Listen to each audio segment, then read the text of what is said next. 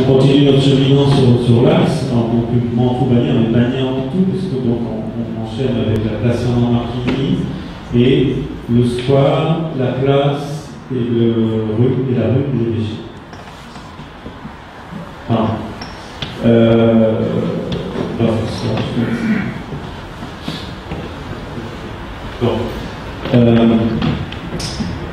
La place Fernand Marquigny, plusieurs sujets. Globalement, vous l'avez remarqué, il y a une expression de traitement de sol qui se différencie graphiquement, mais on le veut aussi différencier physiquement sur le projet, qui va unifier cet axe, qui va lui donner cette présence, cette continuité. Les arbres aujourd'hui sont dans un état sanitaire pas très bon, on se développera un petit peu après sur les choix qui ont pu être faits. Donc ça nous permet aussi de repenser, de requalifier des poches de stationnement latéralement.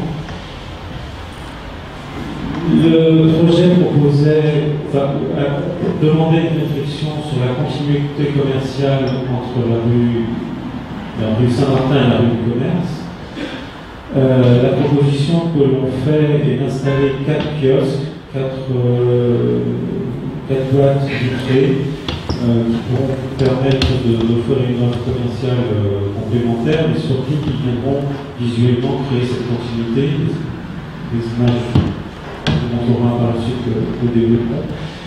Et en dernière thématique, nous avons proposé et souhaité que cette unification de l'intériorité du sol englobe les deux îlots qui sont ici. Et maintenant, on est en train aussi d'englober dans la réflexion la rue des Chapeaux Rouges. C'est d'inclure dans cette réflexion globale du centre-ville de la place Fernand Marquigny, la place principale, d'inclure quand même aussi surtout le marché couvert.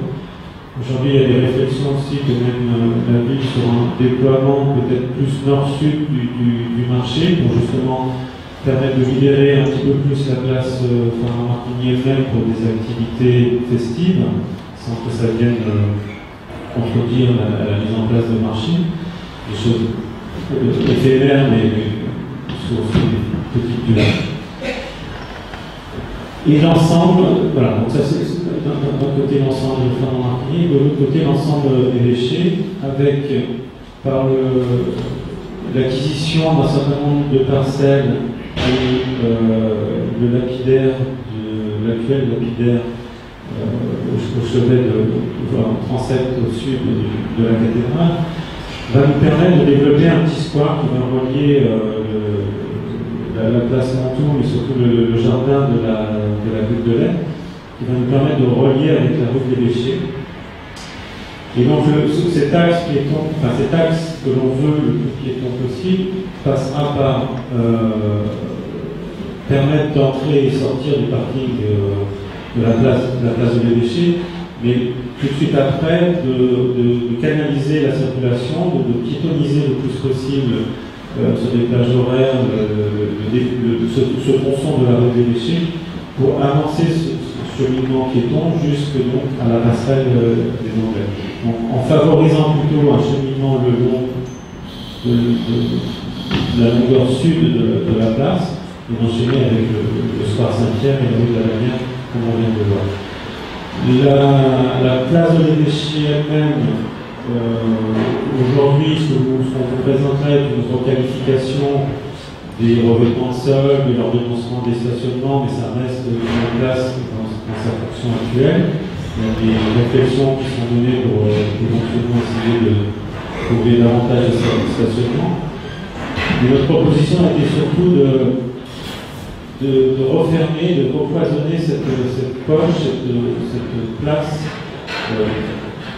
béante sur la rue des Évêchés par un pointillé de murs qui viennent faire écho avec les murs des habitations qui sont en face. Donc, le pointillé que vous voyez là est un petit peu l'élargissement aussi, un petit peu de la réflexion qui est issue des premiers échanges avec les services de la ville. La découpe du traitement de sol étant plutôt celle strictement du concours, Donc vous voyez qu'on élargit un petit peu la réflexion à cet ensemble cohérent qui englobe ces deux îles. François, sur le paysage de la place. Donc, le square des déchets, l'occasion de retravailler une échelle encore différente, beaucoup plus optimiste, et évidemment, le projet était d'être vraiment très peu bavard dans son écriture et de considérer que la structure végétale de ce square allait finalement être comme l'ombre portée de la cathédrale et qu'une série de petites alcôves viendrait s'appuyer sur la structure architecturale des contreforts de la cathédrale, dégageant ainsi des petits espaces qui seront l'occasion, en référence à ce qui se passait historiquement d'ailleurs, au droit des édifices religieux, de jardins de simples, de plantes médicinales, de collections de roses, etc. Enfin, vraiment un petit jardin à découvrir qui sera pédagogique, équité, donc vraiment un petit bijou comme ça en cœur de ville qui crée donc le lien entre la place Mantoue et puis la place Fernand-Martigny. Sur la place Fernand-Martigny, on retrouve une structure qui est déjà en place, enfin que l'on va proposer sur la place Saint-Christophe, c'est une manière d'intégrer les poches de stationnement et les voitures dans une structure arbustive, basse, persistante, contreplantée d'arbres tiges, ce qui nous permet de dégager complètement l'axe central entre la chapelle et puis la cathédrale, et puis d'avoir sur les rives, finalement, deux salles vertes avec les voitures qui sont toujours déconnectées physiquement de l'espace piéton. Voilà pour les grandes structures paysagères et végétales du projet.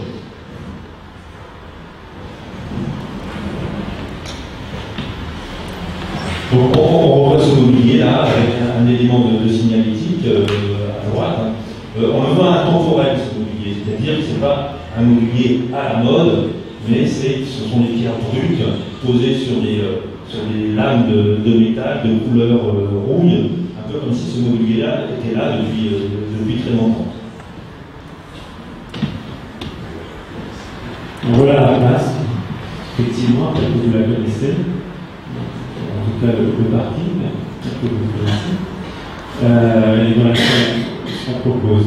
Donc, j'ai parlé de 4 kiosques, j'ai parlé de cette continuité commerciale que l'on veut donner, qui aujourd'hui est fortement interrompue par le vide de la place. Donc on va en créer 4 boîtes, 4 kiosques qui viendront offrir des développements en terrasse. Je sais que vous avez pour beaucoup apprécié les développements du café sur l'angle de la place cet été. Donc voilà, dans cet esprit de permettre visuellement, par cet effet de peigne et cette vision d'angle, de venir remplir ce vide urbain et de créer cette continuité urbaine et d'amener un petit peu plus de vie, de développement de terrasse, de commerce.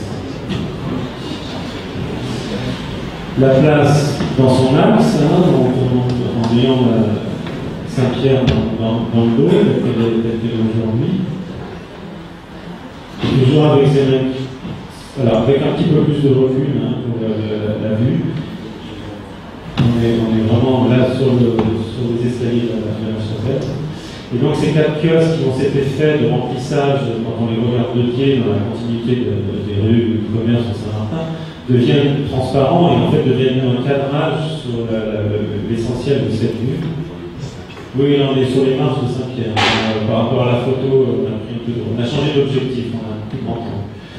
Donc ces 4 kiosques viennent cadrer la perspective sur la cathédrale. En se rapprochant, on voit bien les arbres qui viennent border la place, l'ouverture sur la rue de l'Évêché.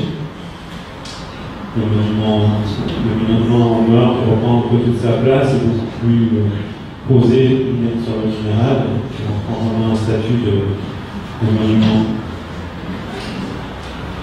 Le passage de mobilier qui vient unifier aussi un petit peu les aménagements de centre. Et pour finir, la rue de l'Évêché, un peu lapidaire à gauche et surtout cette poche béante sur la droite, la place elle-même. Et ce que l'on propose, de venir donc ouvrir sur le square de l'évêché, François a décrit, et sur la droite de venir fermer visuellement par des pointillés de murs la vision sur le stationnement qu'on veut faire sur la place. Et donc, à partir de cet endroit-là, de piétoniser le plus possible dans la journée ce tronçon et de permettre le début de cet axe anti-bannière et d'aller de façon, c'est la conclusion vers la passerelle aux Anglais de façon sereine et agréable.